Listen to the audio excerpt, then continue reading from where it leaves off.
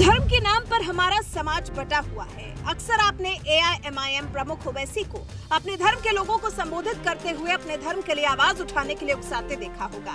आपने उन्हें अपने धर्म के लिए लोगों से आवाज बुलंद करने की अपील करते हुए सुना होगा। मेरी मुखालिफत करो, मुझे परवाह नहीं है, मगर तुम जिसके लिए काम करे उसको तो बोलो कि मुंह खोल, कुछ तो बोल, जिंदगी का एहसास दिखाओ, दिलाओ उसको, मगर कुछ नहीं बोलेंगे। हम जब बोलते हैं तो बोलते अब हर मसले में बोलते, बराबर बोलेंगे, इंशाअल्लाह बोलते रहेंगे जब तक अल्लाह जिंदगी बाकी रखेगा, सच्चाई को बयान करते रहेंगे। आपको पसंद नहीं है, कान में रुई लगाकर बैठिए, क्योंकि सच्चाई कमजोरों को पसंद नहीं आती, सच्चाई गुलामों को पसंद नहीं आती। और याद रखो मुसलमानों, हिम्मत और हौसले को बुलंद रखो।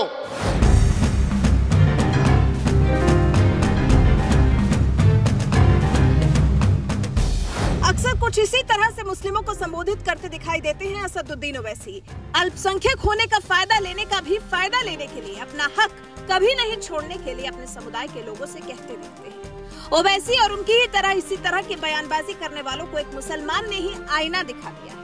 एक मुसलमान ने ही भारत में अपना हक मांगने वाले अल्पसंख्यकों को लेकर तीखा तंज कसा है। गुरुवार को केरल के गवर्नर आरिफ मोहम्मद खान ने कहा, अंग्रेजों के जमाने से हमारी आदत रही है, हम धर्म के नाम पर अपना अधिकार मांगते हैं। संविधान सभी नागरिकों के अधिकारों को सुनिश्चित करता है। आपको नागरिकों और भारतीयों के रूप में अधिकारों की मांग करनी चाहिए। आरिफ मोहम्मद ने मुसलमानों को संविधान पढ़ने की प्रेरणा दी है। उन्होंने कहा, संविधान पढ़ोगे तो आपको पता चलेगा कि अधिकार सब नागरिकों के लिए है। धर्म के नाम पर है आजादी, अधिकार नहीं।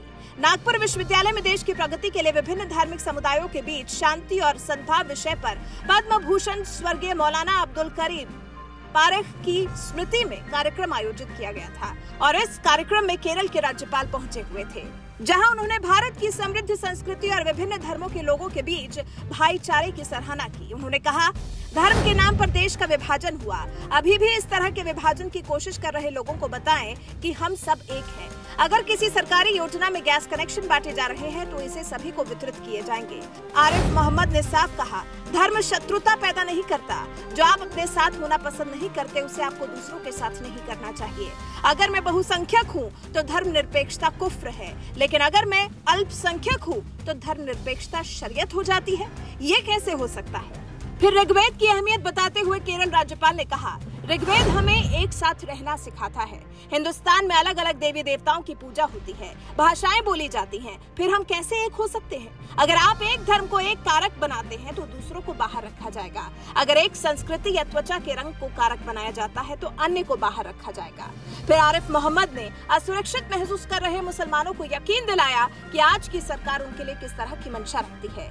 LPG गैस सिलेंडर का जिस तरह से उन्होंने उदाहरण दिया था, उसी पर कहा, अब ऐसा नहीं होगा कि एक हिंदू को फायदा हो और एक मुसलमान को नुकसान। देश में सभी योजनाओं का लाभ सभी को मिलेगा। सभी धर्म शांति और सद्भाव का पाठ पढ़ाते हैं। तो कुछ इस तरह से केरल के राज्यपाल ने मुस्लिम समुदाय से शांति और अमन बनाए रखने और साथ ही देश की मौजूदा सरकार में अपना विश्वास बनाए रखने की अपील की। आरिफ मोहम्मद अक्सर इस तरह के बयान देते देखे जाते हैं। कर्नाटक में जब हिजाब विवाद तूल पकड़े हुए था और हिजाब की तुलना जब सिखों की पगड़ी से की जाने लगी थी, तब भी आरिफ मोहम्मद ने साफ कहा था कि हिजाब इस्लाम का हिस्सा नहीं है, सिखों की पगड़ी से इसकी तुलना ठीक नहीं है। इस बार भी आरिफ मोहम्मद ने देश के समुदाय के हिसाब से बटकर नहीं, बल्कि साथ रहकर शांत रहकर सरकार की सभी योजनाओं का लाभ उठाने की सीख दी है। वैसे आप केरल राज्यपाल आरिफ मोहम्मद खान की दी हुई सीख को लेकर क्या कुछ कहना चाहते हैं? कमेंट कर हमें जरूर बताएं।